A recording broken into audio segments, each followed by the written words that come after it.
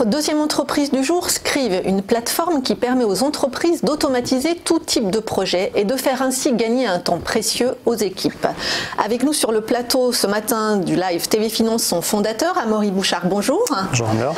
Alors pouvez-vous nous présenter le concept de Scrive et nous dire d'où vous est venue cette idée? Alors en fait, j'ai participé à la création du site Eureka, qui est un gros site de contenu. Et j'en étais le directeur technique pendant près de 10 ans et on utilisait un outil de gestion de projet classique et j'avais une chef de projet qui passait tout son temps à assigner des tâches à tout le monde dans l'entreprise. C'était nécessaire sinon le projet n'avançait pas, mais c'était extrêmement chronophage. Résultat, elle était devenue une espèce de goulet d'étranglement qui limitait notre bande passante.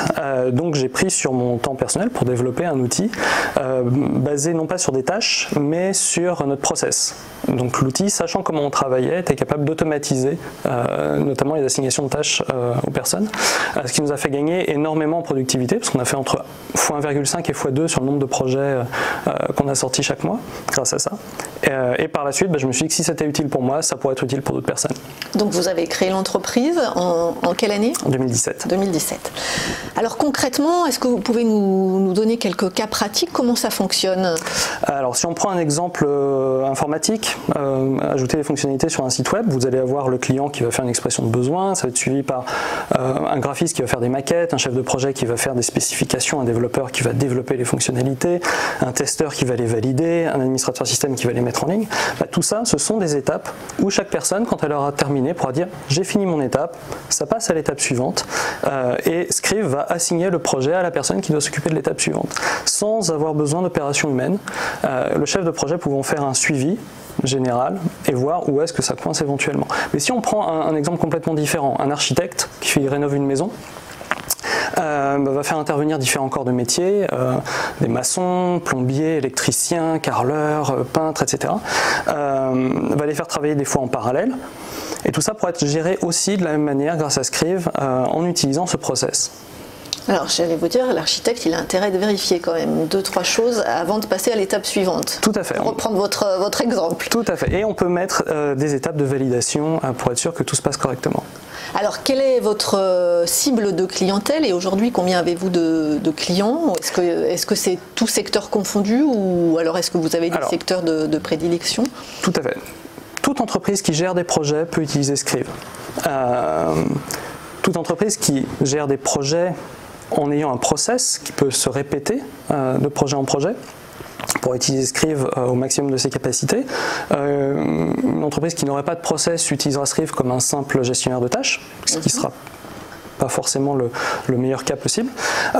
C'est vrai qu'on est plutôt dirigé vers les sociétés qui font de l'informatique au sens large parce que c'est déjà un secteur où on est sensibilisé à la gestion de projet, mais potentiellement n'importe quel type d'entreprise, c'est pour ça que je donnais l'exemple des architectes. Et est-ce qu'il y a une taille? Vous travaillez plutôt pour des startups, pour des grosses PME, pour des grandes entreprises? Alors comme je disais, les startups souvent n'ont pas un process répété de projet en projet, sont en train de découvrir la manière dont elles vont travailler. Donc c'est souvent des équipes un petit peu plus grosses, mais à partir d'une dizaine de personnes, donc ça peut être soit des petites entreprises, soit des petites équipes dans des entreprises, puis ça peut être des équipes bien plus grosses qui peuvent bénéficier de cette manière de travailler. Alors on a du mal à imaginer le potentiel du marché. Est-ce que vous pouvez nous donner quelques chiffres, nous dire par exemple où on en est en France? Alors, il y a des estimations au niveau mondial sur le marché logiciel de gestion de projet. En 2016, c'était estimé à un peu moins de 3 milliards de dollars. Il y a des projections à 2022 sur un peu plus de 6 milliards de dollars. Donc c'est un gros marché. Il n'y a pas de chiffre précis en France, mais ce qui est clair, c'est qu'il y a encore beaucoup de place parce qu'il y a une majorité d'entreprises qui sont peu outillées, mal outillées, qui peuvent encore être équipées. Alors, est-ce que vous avez des concurrents directs sur ce marché et quelle est votre valeur ajoutée par rapport à eux? Alors, déjà, il y a des concurrents indirects, c'est-à-dire les outils qui ne sont pas des outils de gestion de projet, mais qui peuvent être utilisés pour faire de la gestion de projet. Le meilleur exemple, c'est Excel. Ouais. Le nombre d'entreprises qui gèrent leurs projets avec Excel, c'est assez important. Mais sinon, les concurrents directs, c'est... les concurrents directs, c'est Jira, Asana, Basecamp, qui sont tous basés sur cette notion de tâche. C'est-à-dire que c'est dans leur ADN. le fait de fonctionner avec le process, de pouvoir automatiser comme ça les assignations, mais aussi de pouvoir faire des rétro-planning automatiques, à la création d'un projet, Scrive va calculer les deadlines intermédiaires du projet, ce qui permet de se rendre compte très très vite que le projet est déjà en retard dès le moment de sa création. C'est quelque chose. Donc, voilà. Ce fonctionnement-là permet de faire des choses que les concurrents ne permettent pas, ou en tout cas pas nativement. Et alors, comment fonctionne votre modèle économique? Comment vous vous rémunérez? Alors, on est sur du SaaS, donc c'est une interface web qui fonctionne par abonnement. On est sur du 4 € par utilisateur et par mois, tout compris, nombre de projets illimité, espace de stockage illimité. Le but étant que le prix ne soit pas un frein, mais en étant dans les standards du marché. Dans les standards ou un peu moins cher, 4 € par mois, ça paraît peu? C'est un poil en dessous. Pour la plupart des concurrents, je suis moins cher. Pour certains, je vais être plus cher sur des grosses équipes ou sur des petites équipes, mais globalement, on est un petit peu moins cher que le marché. Ouais. Alors vous nous l'avez dit, l'entreprise existe depuis 2 ans. Est-ce qu'on peut avoir une idée de l'évolution du chiffre d'affaires et de la manière dont vous financez votre développement? Alors l'entreprise existe depuis 1 an et demi. On a eu une longue période de développement puis de bêta-test. On commence tout juste le développement commercial. Donc le chiffre d'affaires pour le moment n'est pas encore assez important pour en parler. Pour le moment, tout se fait sur des fonds propres. On envisage de faire une levée de fonds à la fin de l'année. C'est pas encore verrouillé. Donc voilà. Et alors comment sont constituées vos équipes? Il y a plus de techniciens?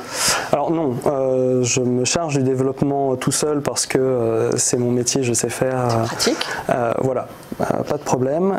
J'ai une directrice commerciale et mon ancienne directrice artistique qui est maintenant à la tête du design de Page Jaune m'aide encore régulièrement, aussi bien dans les aspects graphiques que tout ce qui est expérience utilisateur, ergonomie et ainsi de suite.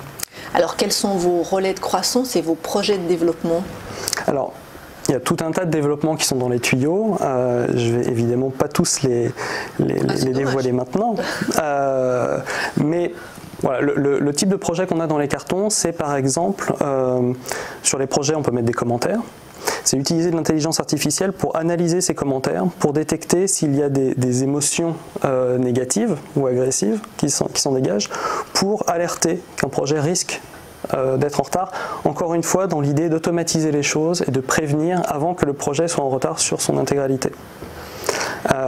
Donc c'est ce type de choses qu'on compte faire, qui n'est fait par aucun concurrent, et je pense qu'il peut aider là encore à se positionner comme étant un outil qui, contrairement aux autres, automatise énormément de choses administratives dans la gestion de projet, qui ne sont pas directement productives.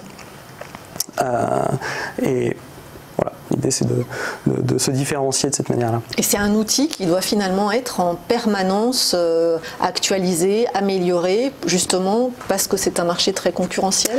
Tout à fait. Tout à fait. On ne peut pas se reposer sur nos lauriers et dire ben voilà, on a ces fonctionnalités-là et ça suffira pendant des années. Non, le cœur de Scrive est présent. Je parlais d'ADN, mais c'est vraiment ça, le fait de fonctionner grâce au process plutôt qu'en se basant sur des tâches, c'est là, et on va ajouter des choses au fur et à mesure pour nos clients, évidemment. Une dernière question, est-ce que le résultat est quantifiable chez le client? Et par ailleurs, est-ce que vous avez un taux de réabonnement automatique ou important? Alors, je peux surtout parler de mon expérience à moi. Chez Eureka, comme je le disais tout à l'heure, on a fait entre x1,5 et x2 sur le nombre de projets qu'on sortait chaque mois grâce à ça, parce qu'on avait fait sauter le goulet d'étranglement qui était sur la chef de projet. Maintenant, ça allait plus vite, c'était plus productif. Voilà, elle pouvait s'occuper de toutes ces tâches sur lesquelles on avait besoin d'elle. Et même pour tout le monde dans l'entreprise, c'était plus simple, plus clair, chacun savait ce qu'il avait à faire à un instant T, tout en ayant une vision à plus long terme des projets. Maintenant, c'est trop tôt pour savoir. Là, actuellement, on a près de 300 personnes qui ont testé ou qui testent actuellement Scrive. On a des partenariats qui sont en cours de mise en place, des pilotes. Mais partenariats avec quel type de société, quel secteur? Sans me citer de nom, mais quel secteur? Alors principalement informatique, toujours, mais je suis aussi en train de discuter avec des cabinets de conseil en management ou transformation digitale, parce que eux, leurs clients, c'est les entreprises qui viennent les voir en leur demandant de les aider à mettre en place les bons process. Du coup, leur proposer un logiciel basé sur le process, ça peut être une bonne idée. Donc c'est ce genre de partenariat, sur ce genre de partenariat là qu'on est en train de travailler. Mais il est trop tôt pour parler de réabonnement pour le moment. D'accord. Donc j'allais vous demander, après le financement, donc vous nous avez dit que vous alliez lever de fonds auprès quoi? Auprès de Business Angel, auprès de... Pour le moment, vous n'avez demandé aucune aide, parce que j'ai l'impression que pour les startups, actuellement, c'est quand même, au niveau de l'amorçage, c'est assez facile. En plus, dès qu'il y a de la tech, ça ouvre beaucoup de portes. Alors, il y a beaucoup d'aides, notamment ou des régions, ou de BPI. Alors quand il y a besoin, oui, c'est une bonne idée. La BPI notamment donc finance la recherche et le développement. Mais il faut avoir des factures en recherche et développement, c'est-à-dire que quand on fait les développements soi-même en interne, on ne peut pas aller chercher ce genre d'aide auprès de la BPI. Et voilà, jusqu'ici, je n'ai pas eu besoin de capitaux externes, ce qui est quelque part aussi une bonne chose. Aujourd'hui, pour l'étape suivante, vous dites c'est peut-être, non, pas indispensable. Justement, il y a beaucoup de startups qui sont dans un modèle forcément levée de fonds, d'abord du seed, ensuite une série A, possiblement une série B. Et, prendre très vite les parts de marché, peut-être. Oui. Mais moi, je suis sur un marché qui est quand même assez concurrentiel. On peut y aller par étapes en faisant la croissance organique. C'est une possibilité. Pour l'instant, on n'est pas encore défini entre croissance organique versus levée de fonds. C'est pour ça que ça se décidera d'ici la fin de l'année. En tout cas, on vous souhaite beaucoup de succès dans votre entreprise. Merci à Amaury Bouchard. Je le rappelle, vous êtes fondateur de Scrive.